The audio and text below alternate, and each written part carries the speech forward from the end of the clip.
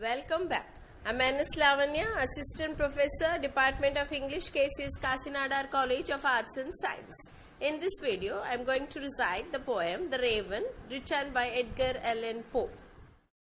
The Raven is a narrative poem by American writer Edgar Allan Poe. It is first published in 1845. The poem is famous for its musicality, stylized language, and supernatural atmosphere. Raven seems to distress the protagonist with its constant repetition of the word nevermore. The poet blends folk, mythological, religion, and classical references. The Raven. Once upon a midnight dreary, while I pondered weak and weary over many a quaint and curious volume of forgotten lore, while I nodded, nearly napping, suddenly there came a tapping, as of someone gently rapping at my chamber door. "It is some visitor," I muttered, tapping at my chamber door. Only this and nothing more. Distinctly I remember it was in the bleak December, and each separate dying ember wrought its ghost upon the floor. Eagerly I wished the morrow, vainly I had sought to borrow from my books surcease of sorrow for the lost Lenore, for the rare and radiant maiden whom the angels name Lenore, nameless here for evermore.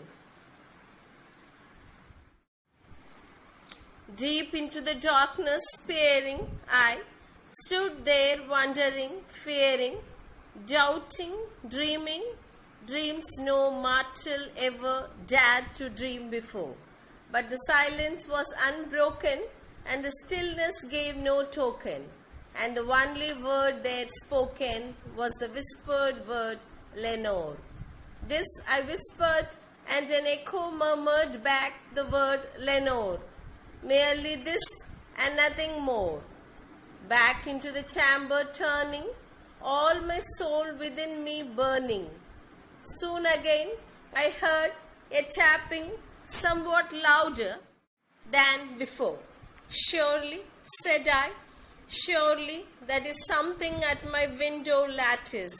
Let me see then what threat is, and this mystery explore. Let my heart be still a moment, and this mystery explore. It is wind and nothing more." Now, next stanza. "Open here, I fling the shutter, when with many a flit and flutter, in there stepped a stately raven of the saintly days of yore. Not the least obeisance made he, not a minute stopped or stayed he, but with mien of lord or lady, perched above my chamber door, perched upon a bust of Pallas, just above my chamber door, perched and sat, and nothing more. Then this ebony bird, beguiling my sad fancy into smiling, by the grave and stern decorum of the countenance it wore. Though thy crest be shorn and shaven, thou," I said, "art sure no craven, ghastly grim, an ancient raven, wandering from the nightly shore. Tell me what thy lordly name is on the night's Plutonian shore." Quoth the raven, "Nevermore."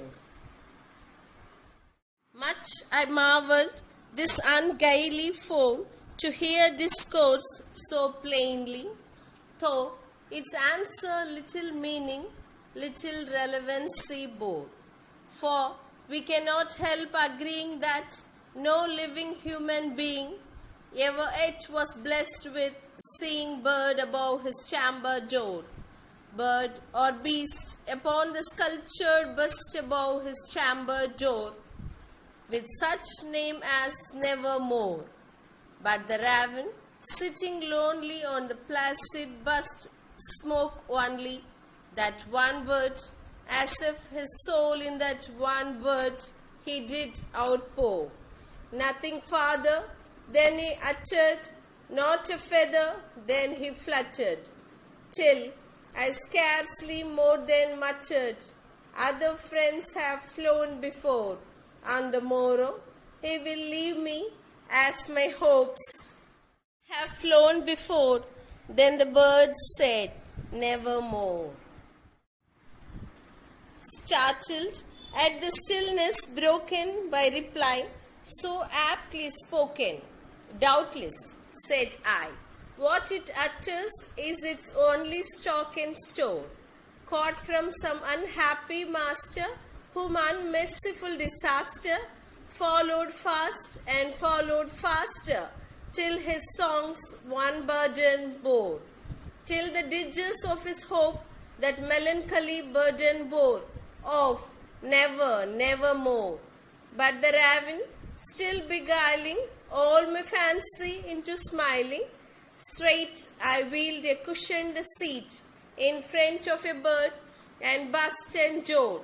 Then upon the velvet sinking, I betook myself to linking fancy and to fancy, thinking what this ominous bird of yore, what this grim and gaily, ghastly, gaunt and ominous bird of yore meant in croaking nevermore.